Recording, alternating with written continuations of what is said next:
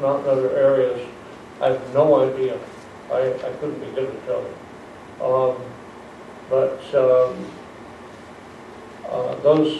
Those are the environmental conditions you have to have SOD, in my experience. One thing you'll find, I shouldn't dwell on this because it's a rather isolated subject, and I don't imagine everybody's concerned about it. Realize that if you are beginning to have a SOD infection in a given area, it will attack the biggest tree around first. And then once that's been killed, you begin to find others that are smaller in the general vicinity that are infected.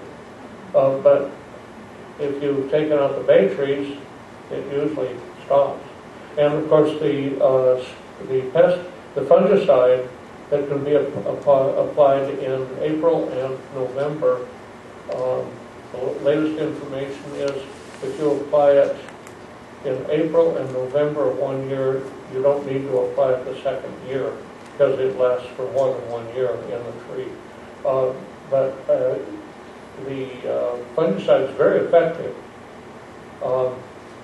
I would, if you're going to have your tree sprayed, for gosh sakes, think about it. It won't hurt anything if you spray them, even if you don't have the infection, but no sense in throwing money away. It should not be terribly expensive to apply the spray. Don't let somebody sell you a thousands of dollar bill for that. But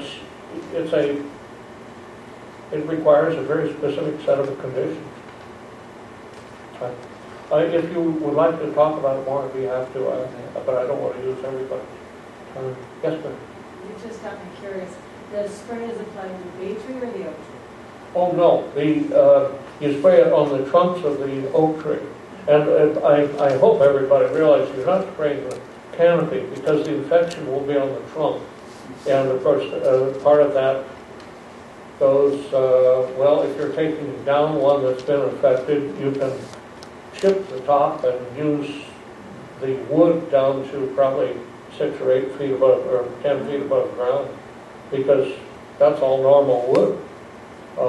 What's happening is the disease kills all the tissue around the trunk that starves the top of the tree, turns brown, and because it has no more fluid. One more thing I should mention. There are, I'm afraid, a lot of people around in the industry that will say, oh my gosh, your tree looks sick, it has SOD. I can tell it from the street. Tell them to get lost. In the first place, you should examine the trunk carefully and don't assume every dead tree has been killed by SOD. Remember, valley oaks aren't affected, and remember that the symptoms are really pretty plain. You don't need to be an expert to be able to say if the tree has broken bark that looks like it's been bleeding, or especially if it has black sap oozing out of it, plus it has these hypoxylin clumps that are black and about this big around on the trunk, maybe 4 feet above grade, plus it has little white dots in spring, which is the ambrosia beetle that would kick grass out of the holes. You've got all 3 of those, you've probably got the sudden oak death. If you have only those clumps with black golf balls and you don't see any of those other symptoms, you probably just have hypoxylin, although that can kill a tree. So, what do you do for hypoxylin? Is there something that you can do to protect the tree? Any fungal disease that produces a conch instead of a mushroom. In other words, it may look like a half a dinner plate. It may look like this black half a golf ball. That's a conch. It's the sporophore of that disease. And if any disease that produces a conch instead of a mushroom, in the first place, won't produce the flowering part, if you wish to call it that, the sporophore, until it's been infecting the tree for several years, usually 2 or 3 years at least. So the infection's been working in there for quite a while before you ever see the evidence. Secondly, the sporophore is like the flower on a plant. You can take that off, but the rest of the organism is still working away in there. In other words, there's nothing you can do about it. So you prevent it by not watering? No. Thank you. That's a great question. Remember, SOD has nothing to do with people. Right. It's nothing we've done. It has nothing to do with watering or not. Sudden oak death is carried by airborne spores and waterborne spores, and is if the environment is right and you have bay trees that have the spores on the leaves, then you can have it. But it has nothing to do with anything you can do. So hypoxylin is associated with SOD always? Almost always, yes. Okay. All right. Yes.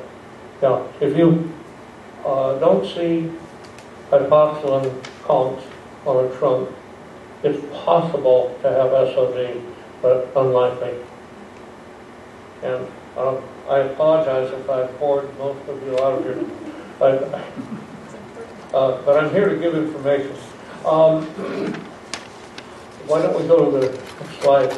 And please holler at me if I'm getting them to. This is on Stanford campus. These are deodar cedars. Deodar cedars, remember, are from the high mountains where there wouldn't be any water in the summer, and they are very susceptible to oak root fungus. And believe me, when a deodar cedar becomes infected with oak root fungus, you've got a really dangerous problem, because what happens is they fall over. They break off at the ground, the whole tree falls. So oak root fungus on a deodar cedar is serious business. If you have a deodar cedar that has been losing needles and looks weak and is threadbare, take a chisel and a hammer and start inspecting the base of the trunk right at the ground level. And if you find that the tissue is brown and musky, you've got a dying tree you better get rid of. But this environmental condition is really looking for trouble. Yes. This was an oak tree. You can see, you could kind of say this is 2 and 2 make 4. You have an oak tree with heavily watered lawn, and you have a dead tree. It takes a while. That's not a young tree. That's probably 40 or 50 years old. It doesn't happen overnight, but it's going to happen. And people will always tell me, well, it's been that way for 20 years. Yeah, but these things act slowly. Give it another 10 years and we'll see. Next picture. Was that a cemetery? I'm sorry? Was that a cemetery? Yes, sir. That last picture? Yes, sir. Yeah. And of course you can't have a cemetery without lawn. You should have a cemetery without those live oak trees. And there are oak trees, Quercus virginiana, the southern live oak, seems to love lawn. So if you want an oak tree and lawn, there are options, but not one of ours that have grown up in the Mediterranean environment. The next thing you should never do to any tree, but especially an oak tree, is make a flush cut. Notice that this has produced new tissue around the wound here, but not here. This is decaying down here. Notice that one is a cut similar to this and several years older. This is another 2 and 2 make 4. You make a cut that large, there's no way to prevent fungal spores from entering that wound and hollowing it out, and eventually, of course, this will cause the tree to either break off or fall over. What happened here, notice this wound is not round, it's oval. If you're making a proper cut, you cut back to what's called the branch bark ridge, which is not even here, it's been removed. But there's a roll of tissue right at the top of the limb that looks like this on my thumb here. It's a wrinkle. And it's designed for that limb to die back to, break off, and that branch bark ridge tissue will then cover the wound naturally. You shouldn't cut off the part that would naturally cover that wound. And if you make your cut properly, it'll be a round wound. Remember, the limb is almost always round. And if you cut just outside the branch bark ridge here, and then cut in such a way that the wound would be round, you'll do the least damage. Now please don't misunderstand, I'm not saying that that's okay, the tree's just fine. Of course that's damaging. You've cut off my arm, it's not very good for me. But if you make the cut properly, the tree will produce new tissue to grow over it eventually. If you make a wound that large, it will never happen.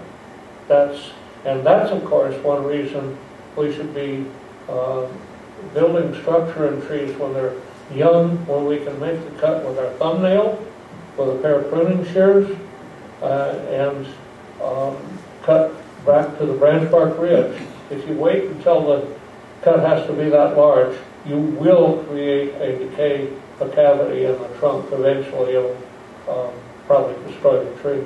Yes, Oh, can I ask a question? May I ask a question on the last one? yeah. So let's assume the electric company has come through and trimmed through something like you're talking about. Right.